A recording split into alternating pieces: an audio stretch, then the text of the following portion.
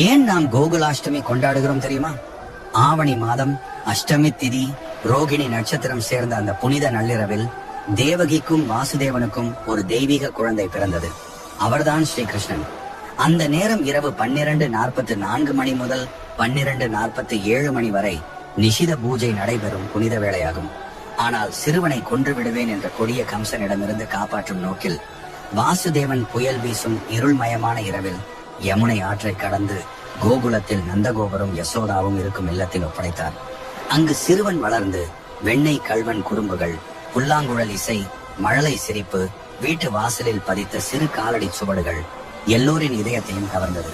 இன்றும் தமிழ்நாடு முழுவதும் வீடுகள் அழகிய கோலங்களால் அலங்கரிக்கப்படுகின்றன. மண்கால் அச்சுகளால் சிறு கிருஷ்ணன் வீட்டிற்குள் வந்ததை போல உருவாக்கி சீடை, முறுக்கு, பால் இனிப்புகள் வைத்து பூஜை செய்கிறோம். பக்தர்கள் நோன்பு இருந்து நள்ளிரவில் பூஜை செய்து பஜனைகள் பாடி பக்தியோடு கொண்டாடுகின்றனர். தேதி 16 ஆகஸ்ட் 2025 சனிக்கிழமை.